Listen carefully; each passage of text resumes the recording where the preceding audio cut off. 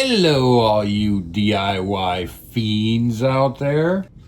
Welcome to the Creature Comforts channel. I have a small curio cabinet, and it's getting a little old. Everything's starting to move on it.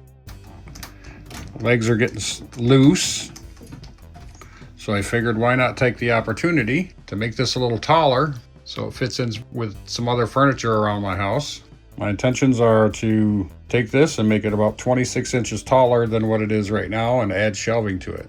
I'm not going to add glass shelving, I'm going to add wood shelving. So let's get started. No.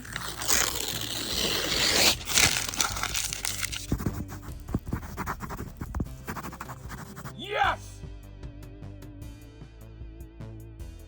Okay, this is the cabinet as it exists now. So what we're going to do here is I'm going to separate it here, and in doing that I'm going to lose the bottom of the cabinet because that will stay with the stool portion of it. And I want to raise it up 26 and 11/16 inches. In order to raise it up, I got to make new braces for all four corners of the cabinet. I have to make a new bottom for the door part of the cabinet. So I'm going to make a new bottom, and the top with the doors is going to rest up here. So in making the middle portion now, I want to add 1 to 2 shelves in that area. Then I have to make trim for all the shelves, the upper portion that go all the way around the cabinet, including the 2 sides of the cabinet. I will have to do 1, 2, 3 shelves, which means 3 glue ups. And I'm going to make this all out of reclaimed 2x4s. So I'll have to make 3 shelves, the braces on all 4 corners, plus the trim all out of reclaimed 2x4s. And that's the plan. Okay, first of all, I removed the top of it. These tightening, I don't know if you've ever seen them on other shelving. You got this big round Phillips head on them so that they lock into place. And I have to get rid of those. And we'll build some shelving to put on top of here. Alrighty, I've got to measure this up to make a shelf to go across here. It'll fit. I'll probably have to remove these dowels.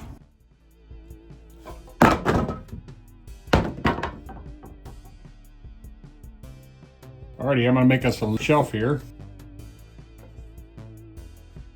Just put a bead of glue on it.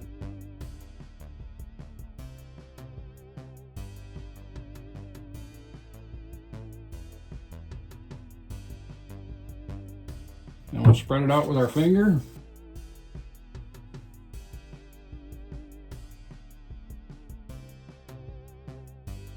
Do that on all 3 boards. Gonna be a lot of squeeze out here, but that's fine. All gonna be painted anyways. We got our clamps. We'll just secure it.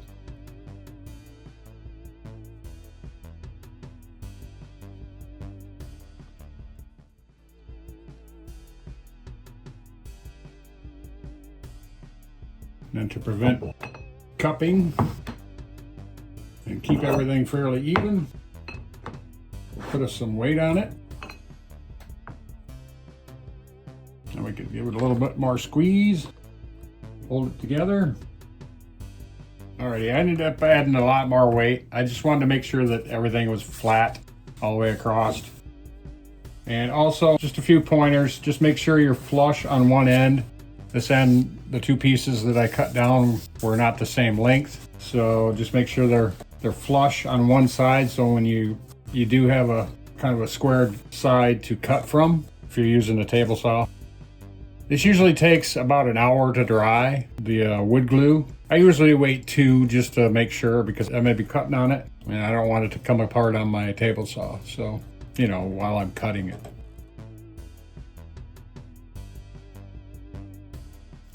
And we'll take this in, cut it to size.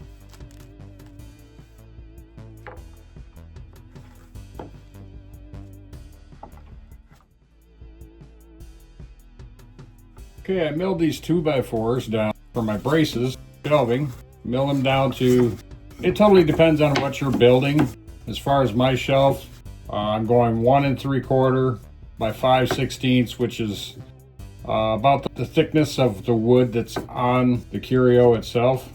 And then I made these are 26 and 3/8, only because I'm going to put the middle shelf is going to sit there, and I don't want, you have to drop down the height, because I said I wanted them 26 and 11/16. So I dropped down the 5/16 of the wood so it's not higher than my other shelves. Now what I'm going to do with this is I'm going to put these together like this. We're going to glue them together and then nail them.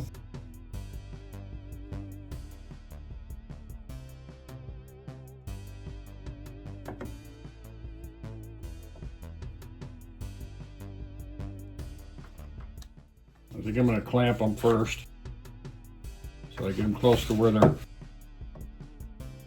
they're supposed to be, and that helps hold them a little bit, so I can get a nail in there.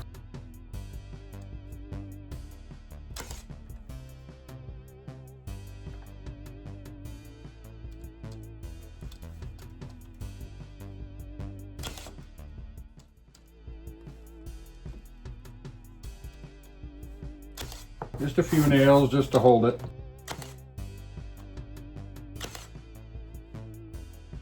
These are going to be my upward braces for the bottom half of the shelf. And I'll continue on with the next ones, and then we'll move on to the next step.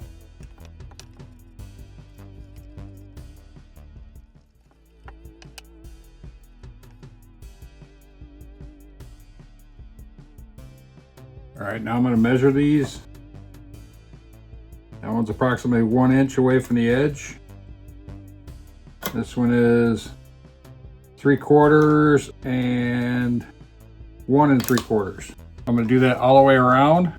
As you've seen in the video, I cut this off, and it's to the measurements of the bottom of the top part of the cabinet. I'll measure these up, and then we'll come back and I'll drill them all out. Yeah, we got a bit that matches up with the shaft of my screw. So what I've done is I've measured over about half the distance of the wood so it hits center. And I got my marks for my drill holes. We're going to drill these out. A couple of these go through knots, so they'll be a little tougher to go. I'll get those all drilled up. Alrighty, this is a bit nicer side. So this is the side that I want to be the bottom of the top of the cabinet. So I want to countersink right here down into the new legs that I made. And I'll show you when I put it all together. And I got a drill bit for about the head size of it. And when you countersink, you just go real slow. You don't need to countersink very far, just so that the head of the screw will be down underneath the wood. I'll get these all countersunk. Then we'll put the bottom legs on, and I'll show you how we're going to attach it to the old part of the top cabinet.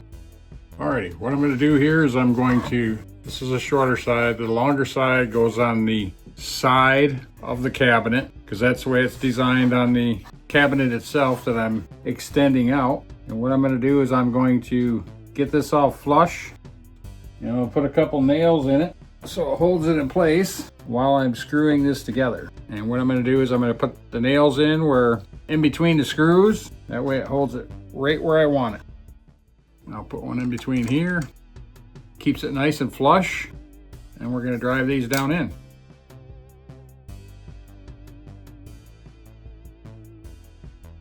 That keeps them below the surface so that when I put the other cabinet on here, it doesn't teeter back and forth on top of the screws. Alrighty, now I got it on top of the cabinet. So this is the bottom of the cabinet before the legs. And what I'm going to do is I'm going to do the same thing. I'm going to nail this together, and then I'm going to drill holes and countersink them. Basically keep this in place so I don't have to worry about it moving on me.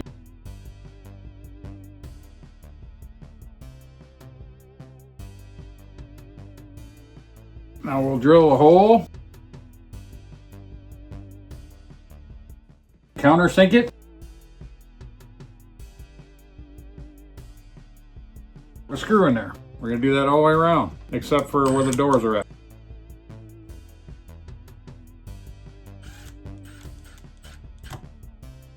See, I'm doing the bottom the same way. I took the legs off, and getting down underneath the legs.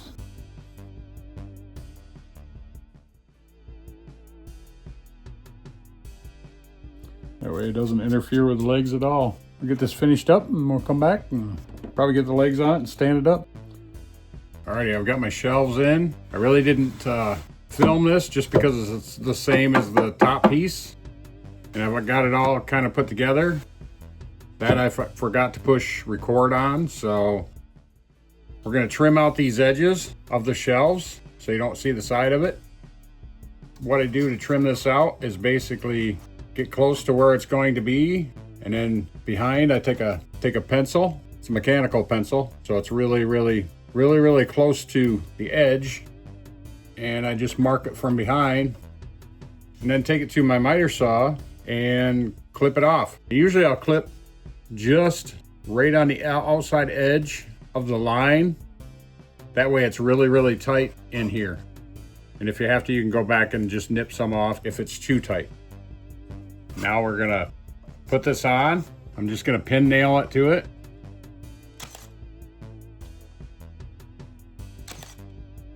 Alrighty, I wanted to make a little lip down here just because that's what the top looks like. It's got a little lip at the bottom, on the bottom of the doors. So same premise, stick it in there and then go take your pencil and go right to the edge of this where you're trying to measure to. Put it right in the corner of it, and that'll give us our measurement of the trim. And like I said, if you cut on this side of the line just a touch, then it'll make it tight.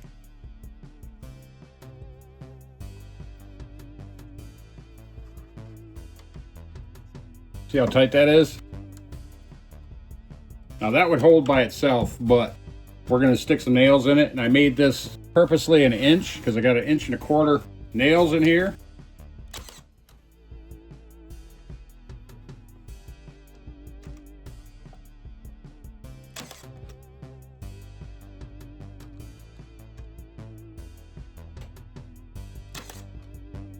That's pretty solid. It makes my shelf a little bit harder to get stuff in, but because of the style of the whole cabinet, I wanted to put something down here. I didn't want to go another 1.5 inch, which is what these are. So I just went an inch. I'll do the sides and then we'll come back. All right, I got it nailed up here so it doesn't fall down. But I'm gonna do just like they did up here. I'm gonna put some screws in the back of it so that I can take this off if I want to. Like when I want to wire some lights in here.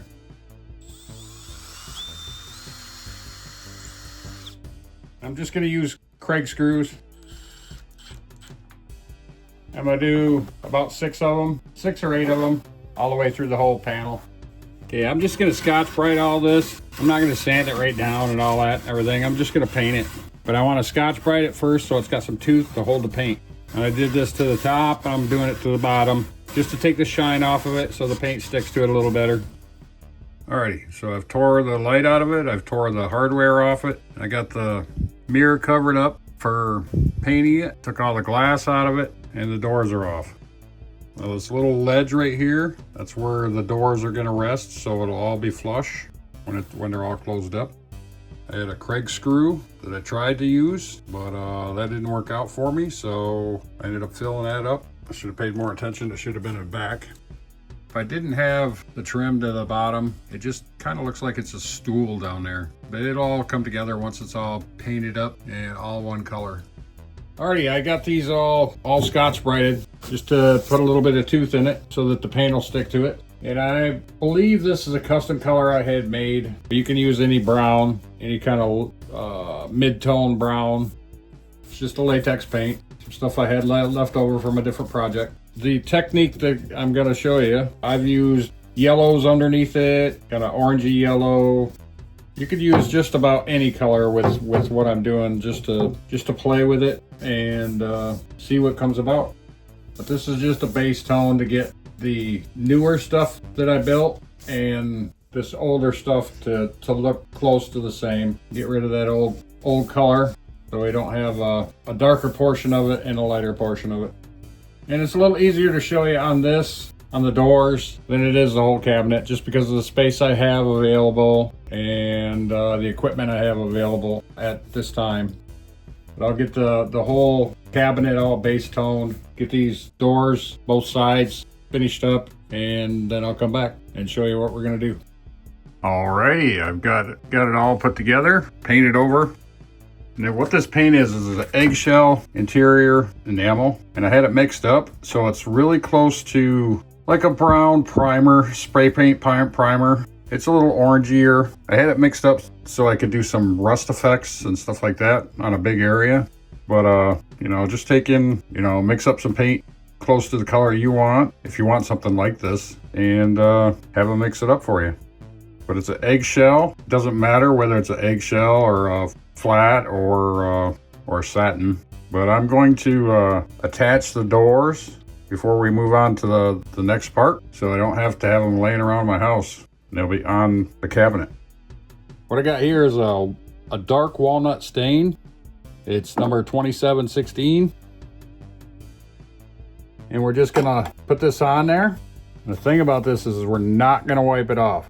I know that sounds weird with a stain, but what this is gonna do is when it finally does dry, because it's gonna take probably at least 3 days, it may take up to 2 weeks to dry, but you have a very, very rich and dark, even though you painted it, a wood-like finish afterwards.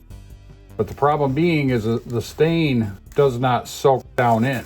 So you'll have to wait till the stain dries. And that's why it takes so long, because it's on top rather than soaking down into the wood. I've done this quite a few times. It takes forever to dry, but if you wait and don't touch it while it's drying and let it sit, you'll have a very, very rich looking top coat on here. It'll be shiny. The problem with this type of staining technique is just it takes so long to dry, but it's really, really worth it once you wait until it does dry. And if you leave the paintbrush marks in it, it'll look like it's the grain of the wood. And if you do touch it in an area where it's basically not gonna show. You just have to have patience with it and let it dry on its own. But I've done this over different colors. I've done it over browns like this. I've done it over yellows. And everyone asks me how I got that rich of a look to it. This is how. But I'm gonna finish this up, get it someplace out of the way where it's not gonna be in my way all the time, waiting for it to dry. And then once it does dry, I'll get it all set up so I can show you the whole thing all put together and show you what it all looks like. I'll get it all staged up, set up, and we'll move on from there. There we go. There's the finished top coat.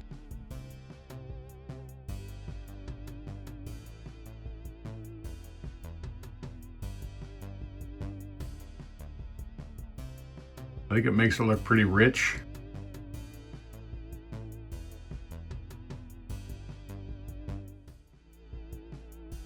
And when I said this takes anywhere from 2-3 days to 2 or 3 weeks to dry, it just depends on the temperature that it's in, the humidity, etc., etc., etc. I've done it in different settings. And every time it takes a different amount of time for it to dry. I think it ends up looking really, really nice. It's just a pain in the butt because it takes so long to dry. I removed the back just so I could move it so you could see it in better lighting. Yes, that's me behind there.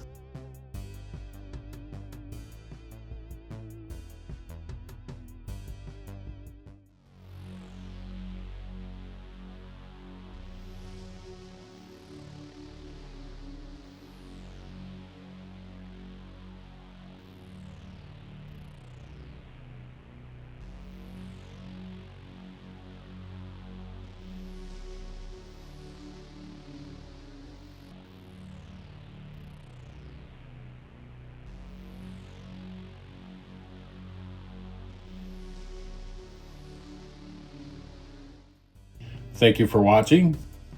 Subscribe to see further content. leave me a comment. Let me know what you think. And like the video. See y'all next time.